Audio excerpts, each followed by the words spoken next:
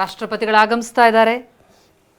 ನಿಜಕ್ಕೂ ಈ ದೃಶ್ಯ ಕಣ್ತುಂಬಿಕೊಳ್ಳೋದಕ್ಕೆ ಅಂತೇಳಿ ಅಲ್ಲಿ 10,000 ಮಂದಿ ಗಣ್ಯಾತಿ ಗಣ್ಯರ ಜೊತೆಗೆ ಸಾಮಾನ್ಯ ಪ್ರಜೆಗಳು ಕೂಡ ಅಲ್ಲಿರುವಂಥದ್ದು. ಇನ್ನೇನು ಕೆಲವೇ ಹೊತ್ತು ತ್ರಿವರ್ಣ ಧ್ವಜ ಗಗನದೆತ್ತರಕ್ಕೆ ಹಾರಲಿದೆ. ಜೊತೆಗೆ ಪಥಸಂಚಲನದಲ್ಲಿ ನಮ್ಮ ಶಕ್ತಿ ಪ್ರದರ್ಶನವಾಗಲಿದೆ. ಯುರೋಪಿಯನ್ ಆಯೋಗದ ಅಧ್ಯಕ್ಷರ ಜೊತೆಗೂಡಿ ರಾಷ್ಟ್ರಪತಿ ದ್ರೌಪದಿ ಮುರ್ಮು ಕರ್ತವ್ಯ ಪಥದತ್ತ ಬರ್ತಿದ್ದಾರೆ. ಅವರನ್ನ ಬರಮಾಡಿಕೊಳ್ಳೋದಕ್ಕೆ ನಾವು ನೋಡ್ತಾ ಇದ್ದೀವಿ. ನಮಸ್ಕರಿಸ್ತಾ ಇದ್ದಾರೆ, ಕೈ ಬೀಸ್ತಾ ಇದ್ದಾರೆ. ನಮ್ಮ ಉಡುಗೆಯಲ್ಲೇ ಕಂಗೊಳಿಸ್ತಾ ಇದ್ದಾರೆ ನಮ್ಮ ಅತಿಥಿಗಳು ಕೂಡ. ಯುರೋಪಿಯನ್ ಆಯೋಗದ ಅಧ್ಯಕ್ಷೆ ಉರ್ಸುಲಾ ವಾನ್ ಡೆರ್ ಹಾಗೂ ಆಯೋಗದ ಅಧ್ಯಕ್ಷರು ಆಂಟೋನಿಯೋ ಕೋಸ್ಟಾ ಅವರೊಡನೆ ನಮ್ಮ ಪ್ರಥಮ ಪ್ರಜೆ ರಾಷ್ಟ್ರಪತಿ ದ್ರೌಪದಿ ಮುರ್ಮು ಕರ್ತವ್ಯ ಪಥದತ್ತ. ಇನ್ನೇನು ಕೆಲವೇ ಹೊತ್ತು ಭೈರವ್ ಲೈಟ್ ಕಮಾಂಡೋಸ್ ಪಡೆ ಸೇರಿದಂತೆ 7 ಸೇನಾ ಪಡೆ, 18 ಪದಾತಿ ತುಕಡಿ, 13 ವಾದ್ಯ ತಂಡ ಪಥಸಂಚಲನದಲ್ಲಿ ಸಾಗುವಂತಹ ಭವ್ಯ ದೃಶ್ಯಕ್ಕೆ ಭಾರತ ಸಾಕ್ಷಿಯಾಗುತ್ತೆ.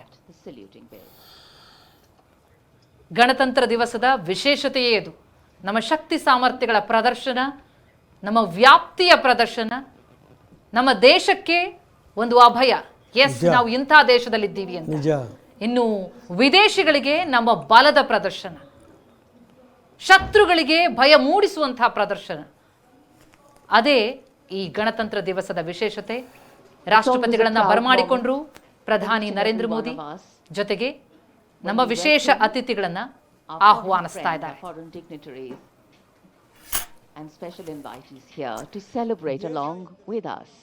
ದೇಶ ಉಳಿದ್ರೆ ನಾವು, ಇಲ್ಲಾಂದ್ರೆ ನಾವು ಎಲ್ಲಿರ್ಲಿಕ್ಕೆ ಸಾಧ್ಯ?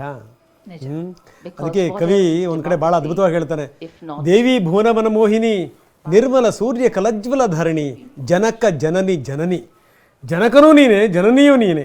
ಎಂತ ಒಂದು ಅದ್ಭುತವಾದ ಒಂದು ಕಾನ್ಸೆಪ್ಟ್ ನಾವು ನೋಡ್ತಾ ಇದ್ದೀವಿ. ನೇರ ದೃಶ್ಯಾವಳಿಗಳನ್ನು ಮೋದಿಯವರು ರಾಷ್ಟ್ರಪತಿಗಳನ್ನು ಮತ್ತು ವಿದೇಶಿ ಗಣ್ಯರನ್ನು, ಐರೋಪ್ಯ ಒಕ್ಕೂಟದ ಗಣ್ಯರನ್ನು ಸ್ವಾಗತ ಮಾಡ್ತಿರುವಂಥ ರೀತಿ ಅದರ ನೇರ ದೃಶ್ಯಾವಳಿಗಳನ್ನು ನಾವು ನಿಮಗೆ ತೋರಿಸ್ತಾ ಇದ್ದೀವಿ. ಕರ್ತವ್ಯ ಪಥಕ್ಕೆ ರಾಷ್ಟ್ರಪತಿಗಳು ಬಂದಿದ್ದಾರೆ, ವಿದೇಶಿ ಗಣ್ಯರು ಬಂದಿದ್ದಾರೆ, ಪ್ರಧಾನಮಂತ್ರಿಯವರು ಅವರೆಲ್ಲರನ್ನೂ ಕೂಡ ಸ್ವಾಗತ ಮಾಡ್ತಾ ಇದ್ದಾರೆ. ಇನ್ನೇನು ಕೆಲವೇ ಹೊತ್ತು ಶಕ್ತಿ ಪ್ರದರ್ಶನ, ಆ ಕರ್ತವ್ಯ ಪಥದಲ್ಲಿ ಸಾಗಲಿರುವಂತಹ ಸೇನಾ ಪಡೆ, ಜೊತೆಗೆ ಆಗಸದಲ್ಲಿ ವೈಮಾನಿಕ ಪ್ರದರ್ಶನ ಏನು ನಡೆಯುತ್ತೆ. ರಫೇಲ್, ಸುಕೋಯ್, ಅಪಾಚೆ, 29 ಯುದ್ಧ ವಿಮಾನಗಳು, ಕಾಫ್ಟರ್ಗಳು, ಅವುಗಳ ಆ ಭವ್ಯ ವೈಮಾನಿಕ ಪ್ರದರ್ಶನ ಮೈ ರೋಮಾಂಚನಗೊಡುತ್ತೆ. ಜೊತೆಗೆ ನಮ್ಮ ರಾಷ್ಟ್ರಕ್ಕೆ ಏನು ಕೊಡುಗೆಗಳನ್ನು ಕೊಟ್ಟಿದ್ದಾರೆ ಭಾರತೀಯ ವಾಯುಪಡೆಯ ನಿವೃತ್ತ ಯೋಧರು, ಅವರ ಸ್ತಬ್ಧ ಚಿತ್ರದ ಮೆರವಣಿಗೆ ಕೂಡ ಈ ಬಾರಿ ಸಾಗಲಿದೆ. ಹಾಗೆ ಬ್ಯಾಟಲ್ ಅರೆ, ನಾವಾಗಲೇ ಇದ್ರ ಬಗ್ಗೆ ವಿವರಿಸ್ತಾ ಇದ್ವಿ. ಯುದ್ಧ ಭೂಮಿ ಮೇಲಿನ ವ್ಯೂಹ ರಚನೆ ಹೇಗಿರುತ್ತೆ, ಆ ಸನ್ನಿವೇಶಗಳನ್ನ ನೆನಪಿಸುವ, ಅದರ ಮಾದರಿಯನ್ನ ನಮಗೆ ತಿಳಿಪಡಿಸುವಂತಹ ಒಂದು ಪ್ರಯತ್ನ ಆಗಲಿದೆ, ಹೊಸ ಪ್ರಯತ್ನ. ಇನ್ನೇನು ಕೆಲವೇ ಹೊತ್ತು ತ್ರಿವರ್ಣ ಧ್ವಜ ಈಗ ರಾರಾಜಿಸುತ್ತೆ. Underscoring mutual commitment across trade, investment, energy, space and agriculture.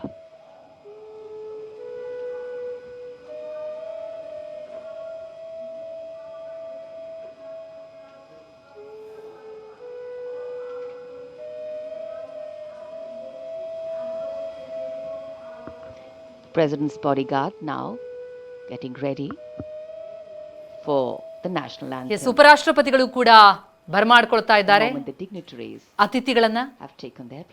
ಈಗ ಧ್ವಜಾರೋಹಣ ನೆರವೇರುತ್ತೆ. ಆ ಬಳಿಕ ನಡೆಯಲಿರುವಂತಹ ಆ ಭವ್ಯ ಪ್ರದರ್ಶನ, ಈಗ ಗೌರವ ವಂದನೆ ಸ್ವೀಕಾರ, ಕರ್ತವ್ಯ ಪಥದಲ್ಲಿ ಆಗ್ತಾ ಇರುವಂತಹ ಈ ದಿವ್ಯ ದೃಶ್ಯ.